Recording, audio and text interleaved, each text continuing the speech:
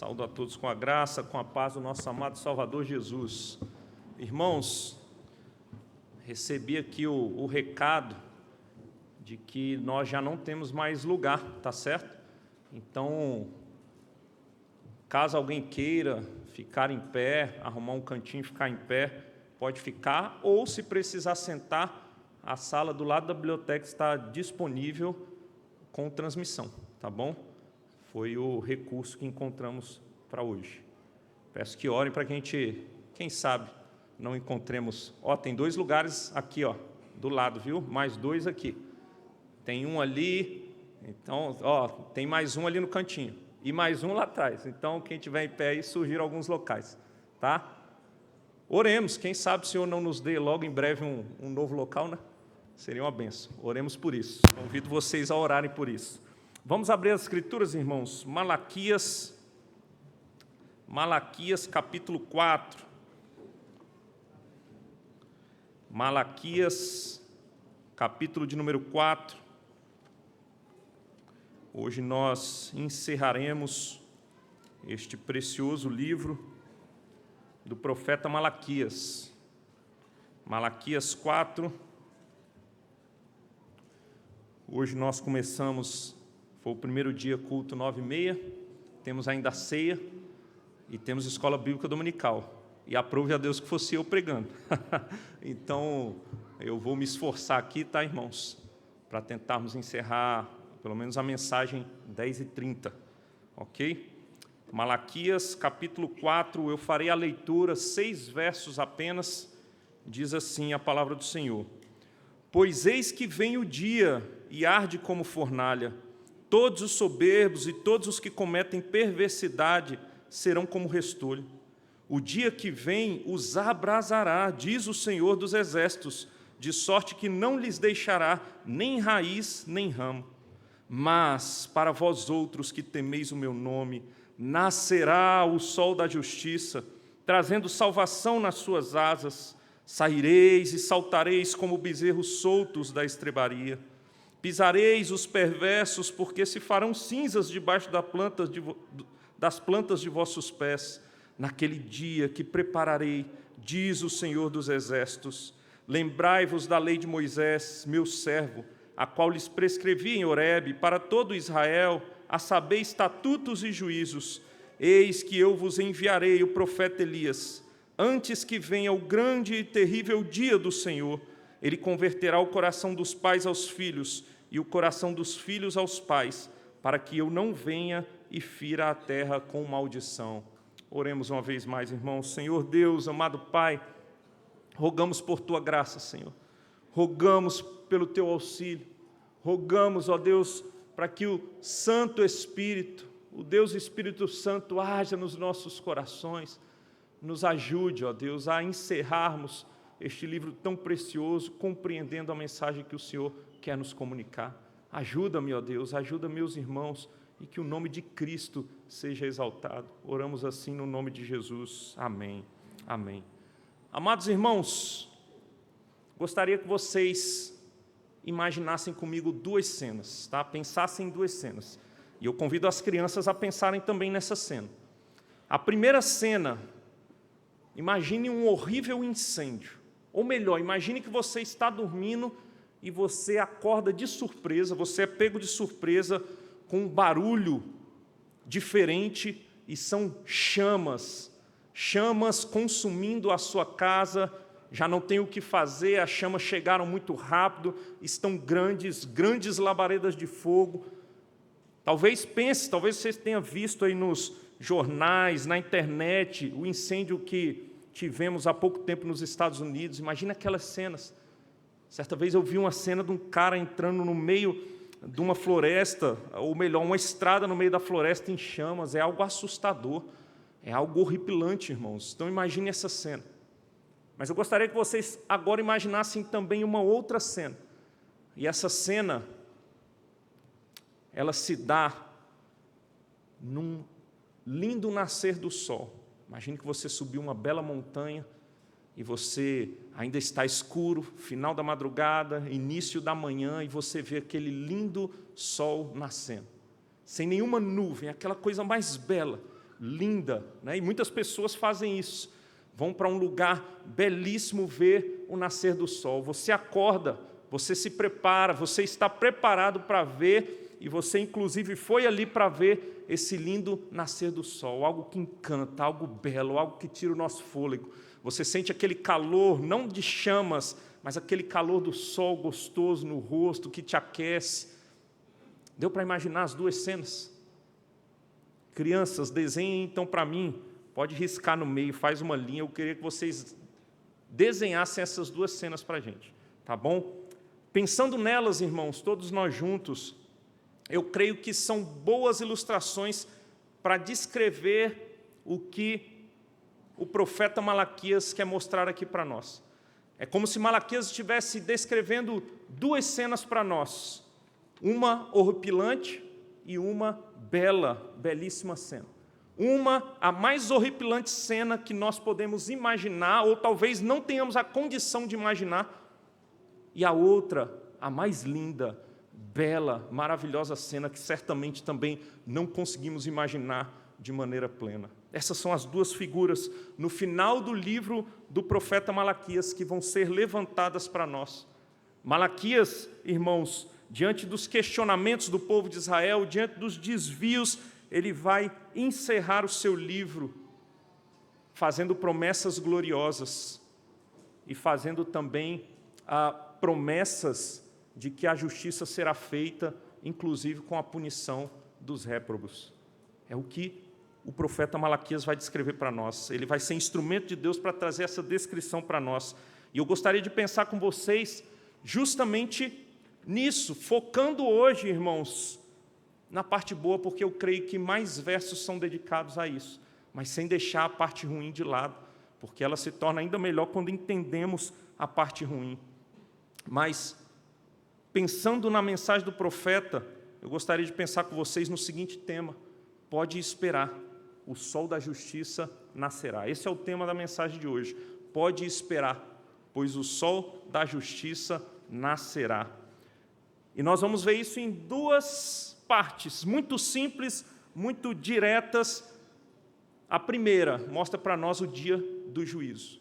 O dia do juízo. Eu gostaria que vocês lessem para mim o verso de número 1, para entendermos melhor o que o profeta está trazendo para nós.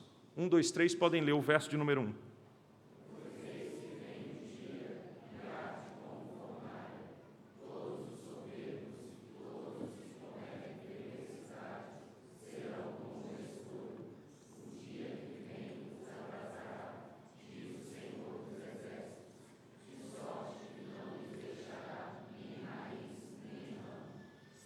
Amém. Até aqui. Irmãos, nós sabemos bem o que estava acontecendo nesse período pós-exílico com o povo de Israel. Desvios de toda a natureza, a idolatria, havia infidelidade conjugal, infidelidade ao Senhor, havia todo tipo de práticas que ofendiam ao Senhor. Então o profeta ele é levantado para trazer uma mensagem dura para que o povo então se volte a Deus. É o que nós vemos no livro do profeta Isaías. É uma mensagem, um chamado para que o povo se volte a Deus. E, irmãos, dentre os israelitas, entre o povo de Israel, aquele povo que foi chamado para ser povo do Senhor, haviam muitos réprobos também, haviam muitos ímpios, haviam muitos que não eram do Senhor. E esses não ouviriam a mensagem, por mais que a mensagem fosse proferida, alguns ouviriam, alguns se voltariam para o Senhor, alguns se arrependeriam, mas outros não.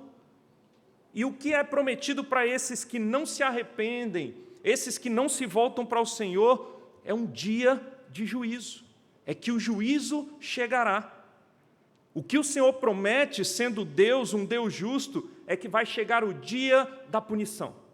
O Senhor não ficará sem fazer justiça. Alguns acham que está tardando. Entre o próprio povo de Israel haviam alguns que achavam que o tempo tardava, inclusive achavam que não haveria juízo coisíssima nenhuma, que Deus não ia julgar. Alguns achavam, inclusive, que valia mais a pena viver como um ímpio e curtir a vida neste mundo, com todos os prazeres que este mundo, que o pecado, que as seduções da carne podem oferecer, porque não haveria justiça. Muitos estavam olhando para a vida dos ímpios, que são chamados também de soberbos, e dizendo, vale a pena viver como soberbos. Vale mais a pena viver como soberbos. Não vale a pena viver para esse Deus. Não vale a pena viver uma vida reta, porque isso só traz sofrimentos, isso só traz lutas, privações, e é eles que estão aproveitando a vida. A vida vai passar e eles vão ter aproveitado, e nós não. Essa era a mentalidade do povo de Israel. Mas, irmãos, o que o profeta Malaquias, usado por Deus, vai mostrar é que não vale a pena viver longe de Deus. Não vale a pena viver virando as costas para Deus. E vai chegar o dia do juízo. Ele usa uma linguagem que é forte, irmãos. Ele vai usar uma linguagem que talvez tenha um intuito de trazer cenas fortes para nós, para que nós entendamos, ainda que minimamente, o que há reservado para os ímpios. Ele vai dizer, pois eis que vem o dia, e arde como fornalha. Olha a primeira linguagem que o profeta Malaquias vai usar. Esse dia, ele arde como fornalha. É como se ele estivesse dizendo, esse dia vai ser um dia que queima como um forno. Vocês lembram quando os amigos de Daniel foram lançados num forno? Essa imagem, essa figura. Era um forno provavelmente de fazer tijolos, que era levado a grandes temperaturas. Era um forno alto, por isso que cabiam pessoas ali. Era como se fosse uma casinha, e lá dentro se aquecesse o fogo em graus elevadíssimos. Então é mais ou menos essa imagem. Ele diz que esse dia é como esse forno que vai queimar, arder. E essa é uma linguagem usada para apontar para a ira de Deus. Deus vai estar irado nesse dia contra os ímpios. E Deus vai derramar a sua ira sem mistura sobre os ímpios. Deus vai derramar o cálice da sua ira sobre todos aqueles que voltam as costas para o Senhor, aqueles que são rebeldes ao Senhor. Pode parecer que está tardando, mas não tarda. E quando chegar, todos vão ver que nunca valeu a pena, que era loucura viver longe do Senhor, que era loucura ser rebelde ao Senhor e viver de maneira obstinada em seus pecados. Olha a linguagem que ele vai usar na sequência. Ele diz, todos os soberbos e todos os que cometem perversidade. E é interessante nós olharmos para o verso 15 do capítulo de número 3, porque é a mesma linguagem que ele vai usar. Olhem aí para o capítulo 3, a mesma linguagem que ele usa no capítulo 3, verso 15. Ele diz assim, ora, pois nós reputamos por felizes os soberbos, também os que cometem impiedade. É justamente as mesmas palavras, a palavrinha soberbos e essa palavrinha impiedade é a mesma palavra para perversidade no verso de número 1. Se os israelitas, se o povo que era para ser chamado de o povo de Deus, olhava para os soberbos, esses homens maus que viviam achando que eram autossuficientes nas suas perversidades, e eles achavam que eles eram felizes, a resposta de Deus é essa, eles não são felizes coisa nenhuma. E por mais que aparente uma felicidade momentânea, o dia deles vai chegar. Não queira ser como eles, pois o dia deles vai chegar. O dia do juízo está chegando. Esse dia é certo, eu estou dizendo, ele vai chegar. Eles serão como restolho. A palavrinha restolho aqui é palha. Imagine uma palha queimando no forno. Não vai sobrar nada. Eles serão consumidos totalmente. E aqui não é uma ideia de aniquilacionismo, não é que eles vão deixar de existir, mas é que toda a soberba vai cair por terra. Toda a autossuficiência vai cair por terra. Tudo aquilo que eles acham que são, vai ficar muito claro que não são. Que eles não são nada. Pelo contrário, eles são reprováveis diante de Deus. Por isso, fiquem de olhos abertos. Não vale a pena querer ser como os ímpios. Viva para o Senhor. Vale a pena ser crente, vale a pena pertencer ao Senhor, vale a pena, a ideia de vale a pena é vale a penalidade, ainda que sejamos perseguidos, ainda que sejamos caluniados, vale a pena. O que não vale a pena é ter prazeres momentâneos e ser lançado na fornalha de fogo, isso não vale a pena, e esse dia vai chegar. O dia que vem, o Senhor Deus diz por meio do profeta Malaquias, os abrasará Eles arderão em chamas, eles queimarão, e vai ser para toda a eternidade. Nem raiz, nem ramo sobrará. A ideia é a figura de uma árvore que será queimada, todos os seus ramos, toda a sua folhagem, inclusive a raiz, eles serão totalmente destruídos, eles serão totalmente aplacados pelo Senhor. Por isso não vale a pena, irmãos, não vale a pena, assim como não valia a pena o povo de Israel olhar para os soberbos e ímpios e achar que isso era felicidade. Não vale a pena para nós hoje, porque o dia vai chegar, o dia está reservado, o dia do juízo, e esse assunto é muito sério. Esse assunto é muito sério. E como os profetas eram levantados para que o povo se voltasse para Deus, para não passar por esse dia, nós hoje somos exortados, somos admoestados para que abandonemos um caminho com costas viradas para o Senhor, um caminho de rebeldia. E eu sei que provavelmente há dentre nós muitos que estão vivendo obstinadamente no pecado. Eu sei que há entre nós muitos que vêm aos cultos dominicais, participam até de atividades da igreja, mas têm vivido de maneira rebelde. O Senhor hoje te chama, te dizendo que se você não se voltar para Ele, o dia do juízo vai chegar para você. Você não vai ficar impune.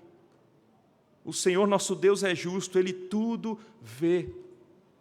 E nós precisamos pensar sobre esse assunto, irmãos, precisamos.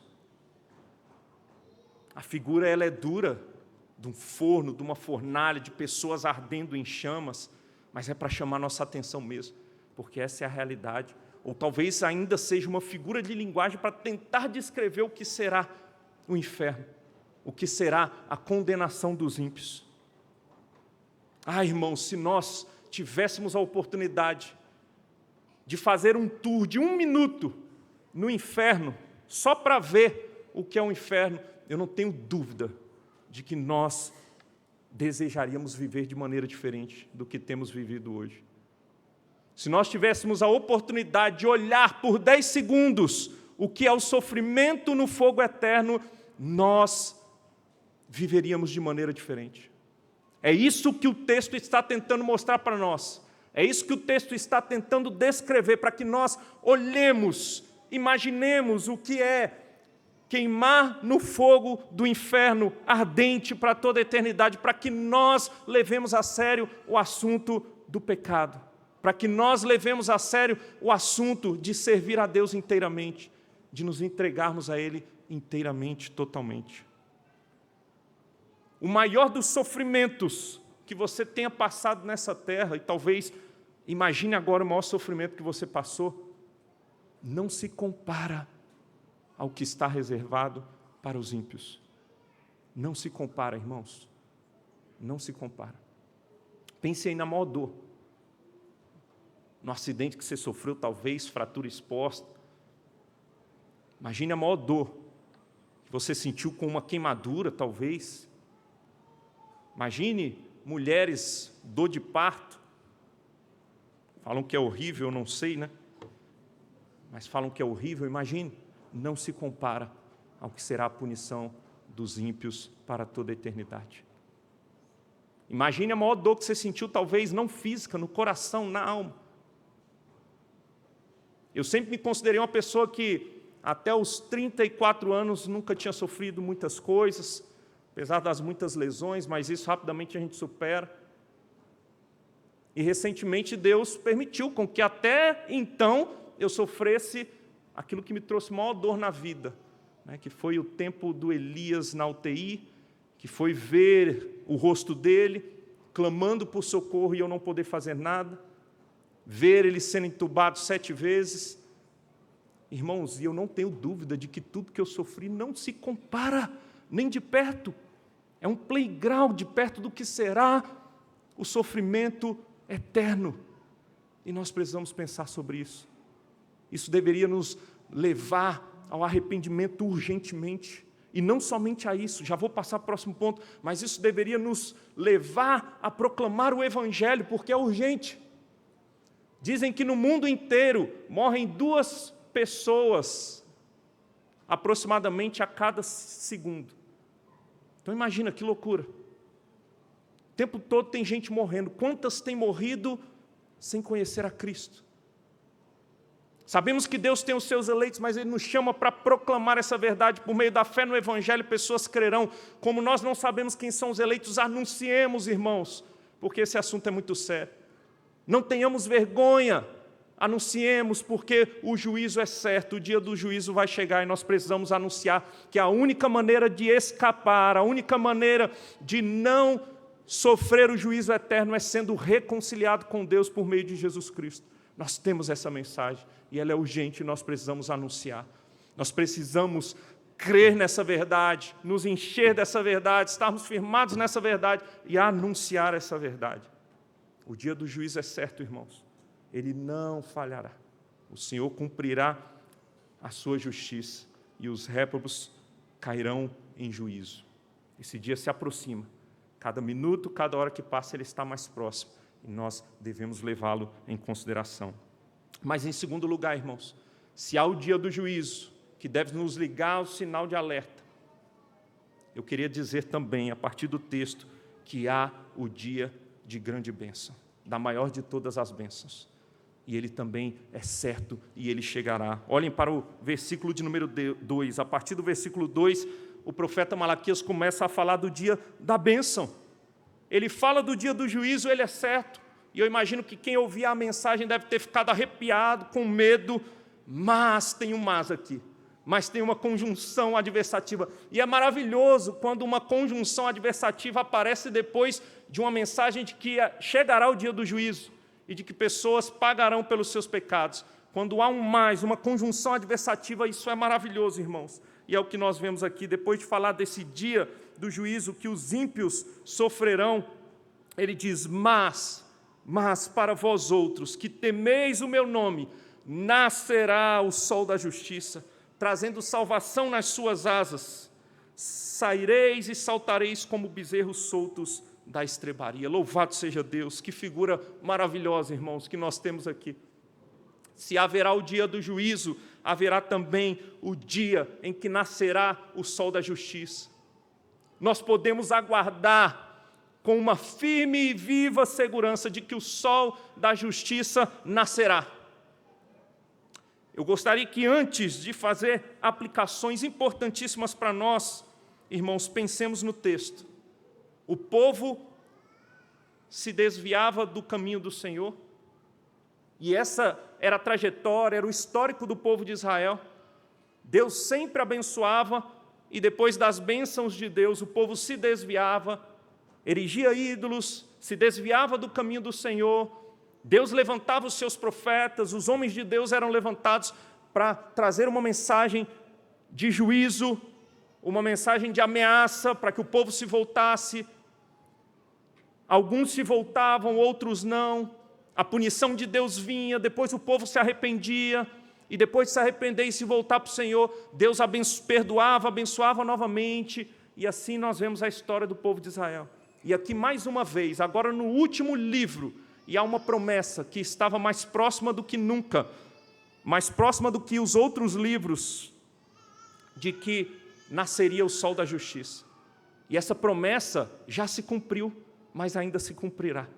Essa promessa se cumpriu porque o sol da justiça nasceu, e nasceu do ventre de Maria. Jesus veio, e Jesus foi prometido porque a história mostrava que era impossível o próprio homem se salvar. A história mostra de maneira muito clara que o homem por si só, pelos seus méritos, jamais conseguiria satisfazer a justiça de Deus. Então é mandado aquele que algumas vezes também é chamado de sol, o sol da justiça. Jesus Cristo nasceu de fato, Jesus Cristo veio, Jesus Cristo trouxe um novo tempo, Jesus Cristo inaugurou o seu reino, Jesus Cristo inaugurou o seu reino de justiça. Ele já foi inaugurado. Jesus Cristo veio, essa promessa se cumpriu de maneira imediata e ainda se cumprirá de maneira plena.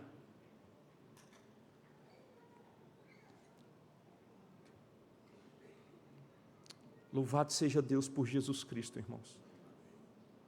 É por causa de Jesus que nós podemos crer e confiar de que não sofreremos no dia do juízo, mas que nós nos alegraremos. Nós nos alegraremos. Se Jesus veio, e ele veio, depois de morto, ressurreto, ele foi assunto aos céus. E sabe qual é a promessa que conclui essa promessa do sol da justiça? É que ele voltará. Ele veio uma primeira vez e ele voltará uma segunda e pela última vez. Ele voltará. O sol da justiça despontará. Se hoje é noite, se hoje estamos no mundo caído, se hoje há sofrimentos, lutas, fiquemos firmes, pois o sol da justiça nascerá. A salvação é certa, ele vai trazer a salvação debaixo das suas asas, a ideia de que ela está segura. E sabe o que vai acontecer? Nós seremos como bezerros soltos da estrebaria. Pularemos de alegria, nós que somos do Senhor. Nós nos encontraremos com o nosso Senhor, irmãos, e esse dia será maravilhoso.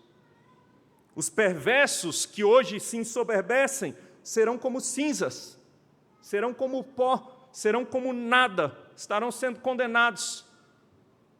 Mas nós, que por vezes nessa vida sofremos com os soberbos, por causa de Cristo, que sofreu no nosso lugar, seremos exaltados. O texto ainda avança, versos 4 e 5, mostram para nós duas figuras, dois homens extremamente importantes, não só na antiga aliança, mas em todo o cânon, Moisés e Elias. Moisés como aquele representante da lei, aquele que foi instrumento de Deus para trazer a lei de Deus, para estabelecer a aliança e a parte que cabia ao povo na aliança, e Elias como representante entre os profetas, representante que foi usado por Deus para trazer de volta a saúde do culto, em detrimento do culto a Baal. Elias que foi grandemente usado por Deus. Esse Elias aqui, no caso, irmãos, há uma promessa, uma profecia do Elias que viria imediatamente, e ele veio.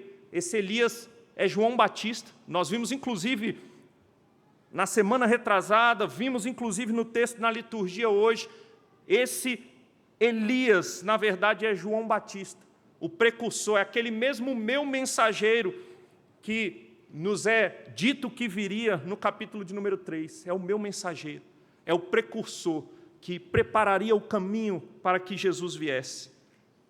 E João Batista veio, e ele veio com a mensagem no espírito de Elias, como ele mesmo vai dizer em Lucas 1,17, ou melhor, o anjo Gabriel vai dizer que ele era o Elias, esse era João Batista, e João Batista vai dizer que ele veio no espírito de Elias, que ele não era Elias, não era uma espécie de reencarnação de Elias, ele era João mesmo, era João Batista, outra pessoa, mas no espírito e no poder de Elias, que pregava a mesma mensagem de arrependimento que Elias pregava, para que o povo então se voltasse para Deus, para que o povo se rendesse ao Senhor, para que o povo se arrependesse dos seus maus caminhos e se voltasse para o Senhor. Então ele veio nesse espírito de Elias. É interessante que essas duas figuras viveram em um período na antiga aliança, Moisés e Elias. É interessante que quando Jesus, encarnado no Monte da Transfiguração, aparece transfigurado, nós vemos a figura também de Moisés e Elias, estando ali com o Senhor. Nós vemos, não só nesse momento, mas nós vemos essa mensagem de Malaquias, falando desse Moisés e do Elias, Moisés como esse homem que chama o povo de volta para a lei. E permitam-me um parêntese aqui, irmãos, nossas obras não nos salvam. Nossas obras não nos salvam, mas nossas obras evidenciam a nossa salvação. As obras são importantes, a maneira com que você vive é importantíssima diante de Deus. Nós precisamos viver de maneira santa, precisamos observar a lei de Deus, precisamos sermos diligentes em viver a lei de Deus, em viver uma vida de santidade, em guardar os mandamentos de Deus, em conhecer a vontade dEle cada dia mais e colocar em prática. Se essa não é uma realidade na sua vida, liga o sinal de alerta. Se você não tem buscado viver vida santa, se você caiu no falso evangelho da graça barata, de que uma vez salvo, salvo para sempre, você não precisa mais fazer nada, cuidado, cuidado. Quando ele fala de Moisés, Moisés é o homem que trouxe a lei. E a lei moral está em vigor para que nós a observemos e vivamos a lei moral de Deus. e assim viveremos para Deus. Assim estará expresso o nosso amor a Deus. Então, a figura de Moisés traz essa ideia, e a figura de Elias, como todos os profetas, ele como representante, traz a ideia de que nós devemos nos voltar para essa lei, nos arrepender de viver a idolatria e nos voltar para essa lei. Em suma, então, a figura de Moisés e Elias sendo levantada, mostra o chamado ao arrependimento e o chamado para nos voltarmos a viver uma vida que glorifique o nosso Deus. E sabe o que é interessante, irmãos? Apocalipse capítulo 11, versos 3 a 13, há a figura de duas testemunhas. Uma dessas testemunhas, diz o texto, não fala o nome dessas testemunhas, mas diz que uma das testemunhas orou com instância para não chover, e não choveu, e a outra testemunha transformou água em sangue, e fez sinais e prodígios. Quem são essas figuras, irmãos? Muito provavelmente essas duas testemunhas são Moisés e Elias. Moisés e Elias, o espírito de Moisés e Elias continua agindo na igreja do Senhor.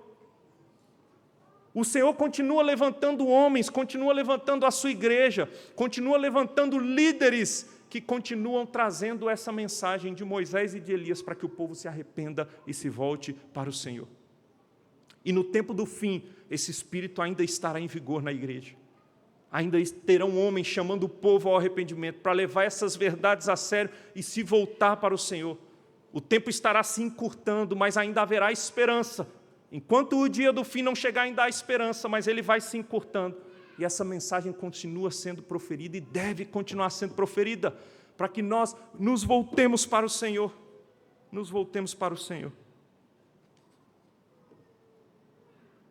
Mas, irmãos, o ponto aqui, para caminharmos para o encerramento, sim, o Senhor falou do dia do juízo, mas o ponto aqui que deve alegrar e animar o nosso coração, e a mensagem de Malaquias finaliza-se com grande esperança, é de que há bênçãos sem limites reservadas para nós.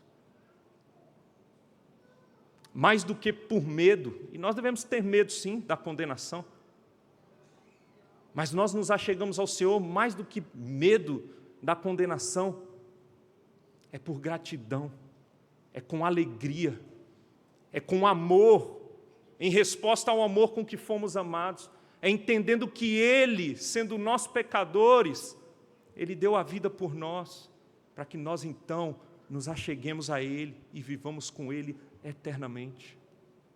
Essa verdade deve encher o nosso coração, irmãos.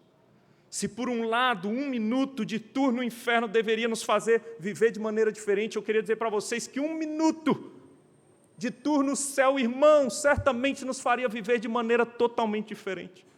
Desejosos de chegarmos logo lá, desejosos de, enquanto não chegamos lá, vivermos inteiramente para o agrado do nosso Deus. Pensar nos céus, pensar na eternidade com o nosso Senhor, deve encher o nosso coração, irmãos. Porque qualquer prazer que você tenha nesse mundo, pense aí no maior prazer que você já teve, pense aí na maior satisfação que você já teve, ela não se compara à alegria que nós teremos com o nosso Deus eternamente. Gozo, prazer sem fim, infindável, inimaginável, nós viveremos com o Senhor. Está por fora quem acha que viver a eternidade com o Senhor vai ser algo monótono, irmãos. Não há nada mais precioso, maravilhoso, não há experiência que seja mais contagiante do que a que teremos com o Senhor eternamente. Eternamente, conheceremos mais do nosso Deus para toda a eternidade. Viveremos com o nosso Deus, novos céus e nova terra, para toda a eternidade. Será algo belíssimo, maravilhoso, irmãos. Será algo maravilhoso. Como disse certa vez teólogo missionário entre os indígenas americanos no século XVIII, Jonathan Edwards, parafraseando ele, o máximo de céu que os ímpios vão viver é aqui na terra, e o máximo do inferno que nós que somos do Senhor vamos viver é aqui na terra.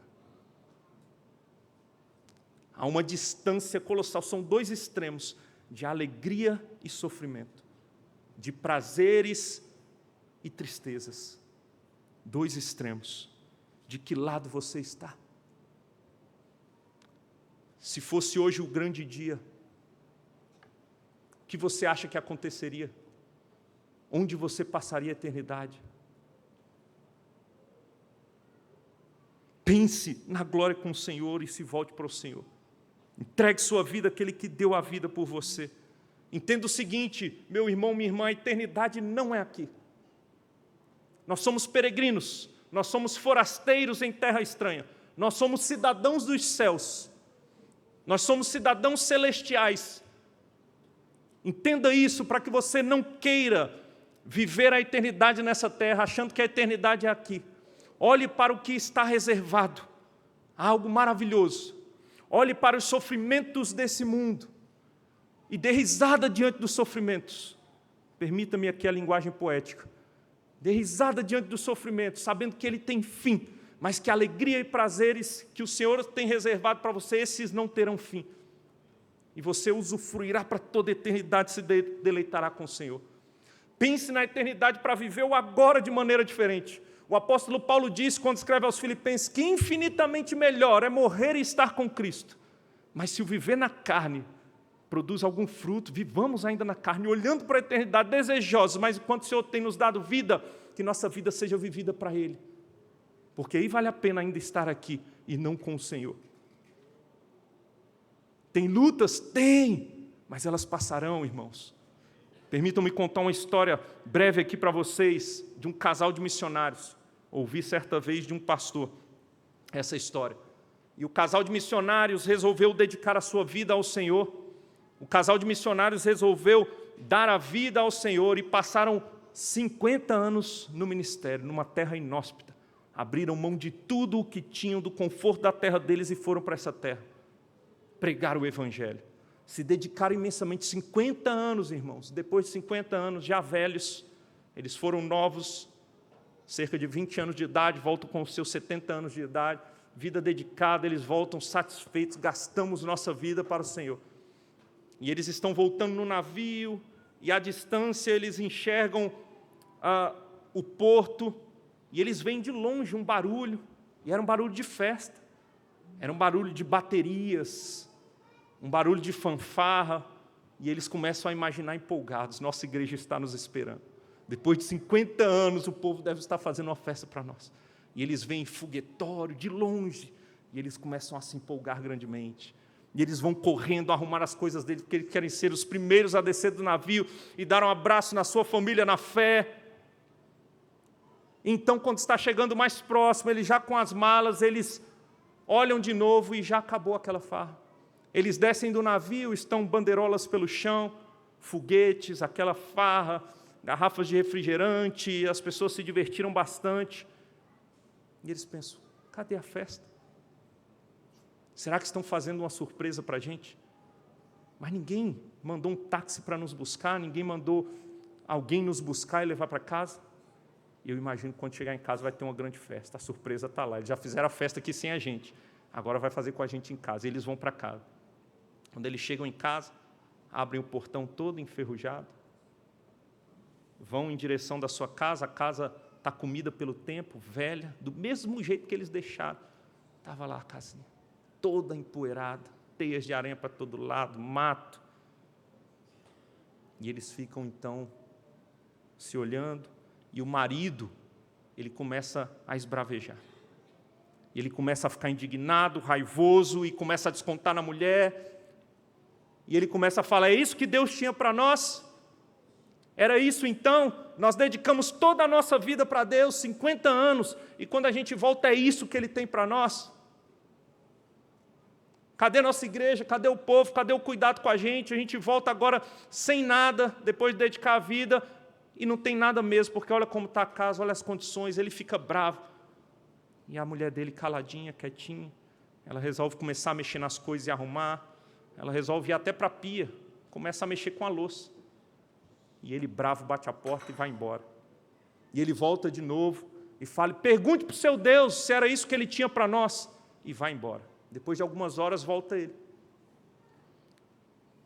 E ele um pouco mais calmo, mas vendo a esposa ali ainda mexendo nas coisas, se indigna de novo. E vê que ela não fala nada e pergunta, Você não vai falar nada. Inclusive, você falou com o seu Deus alguma coisa?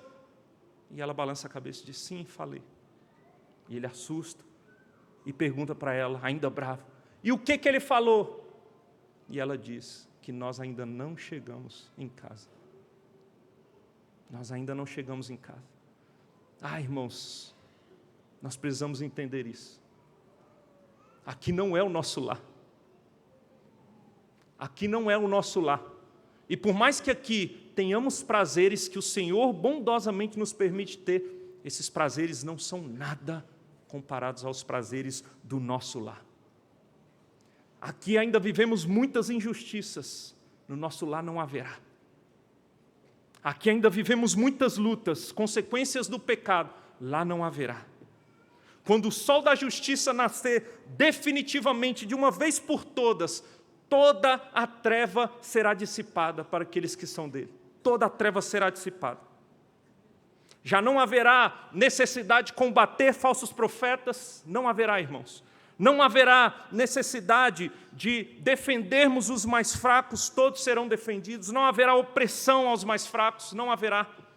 Não haverá racismo, feminismo, machismo, fascismo, comunismo, socialismo, capitalismo voraz. Não haverá mais essas coisas, irmãos. Não haverá. Já não haverá infanticídio, não haverá aborto, não haverá pedofilia, não haverá. Não haverá juízes soltando criminosos e traficantes e prendendo pais de família, já não haverá. Não haverá. Já não haverá falsos messias, não haverá falsos pais de pobres, onde as pessoas continuam colocando a sua esperança. Não, o sol da justiça nascerá.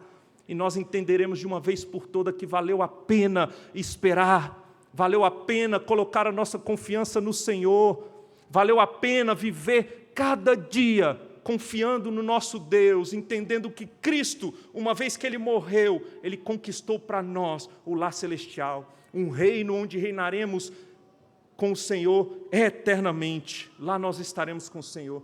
Essa verdade deve encher o nosso coração. Essa verdade deve nos fazer viver inteiramente para o nosso Deus. Creiamos, irmãos, confiemos, encaremos essa vida com grande esperança, com coragem, sabendo o que o Senhor conquistou para nós. Que o Senhor nos abençoe, que o Senhor nos fortaleça, que o Senhor nos encha da sua graça. Vamos orar? Senhor Deus, amado Pai, nós te louvamos, Deus. Te louvamos porque o Senhor nos dá uma viva esperança, Pai. Te louvamos, ó Deus, porque em Cristo Jesus nós temos uma viva esperança daquele que vive, aquele que venceu a morte, aquele que ressurgiu de entre os mortos, aquele que veio, mas voltará segunda vez para então, ó Deus, estabelecer de uma vez por todas o seu reinado junto com o seu povo. Nós te louvamos, ó Pai, te louvamos porque a sua justiça pode parecer tardar, mas não tarda. Ela não falha e ela acontecerá. Te louvamos porque o nome do Senhor vai ser glorificado na condenação dos ímpios, ó Pai, que hoje fazem chacota do nome do Senhor, que hoje, ó Deus, ofendem o nome do Senhor. A minha oração é que eles se arrependam e se voltem para o Senhor, mas aqueles que não se voltarem para o Senhor, esses sofrerão o juízo, e nisso o nome do Senhor vai ser glorificado, Pai. E te louvamos porque na vida daqueles que temem o Senhor, daqueles que se voltam para o Senhor, daqueles que se arrependem dos seus pecados, daqueles que creem no Senhor e entendem que em Cristo há salvação e têm Cristo como seu Senhor, esses têm uma promessa gloriosa. O dia da grande bênção chegará, ó Deus, e nós aguardamos, temos grande expectativa. Oramos, ó Deus, para que olhemos firmemente para o autor e consumador da nossa fé e para o que Ele conquistou, para que na caminhada no presente não desfaleçamos, não desanimemos, mas firmes sigamos para a exaltação do nome do Senhor. Ó Deus, certos da grande glória que o Senhor conquistou, Pai. Te louvamos, te rendemos louvores e te bendizemos, ó Deus, porque aguardamos confiados no dia que o sol da justiça nascerá. Cearemos com o Senhor eternamente, ó Pai. Enquanto esse dia não chega, ceiamos aqui olhando para esse grande dia, olhando para o que o Senhor fez por nós, ó Pai. E é isso que passaremos a fazer agora. Oramos assim gratos no nome de Jesus. Amém. Amém.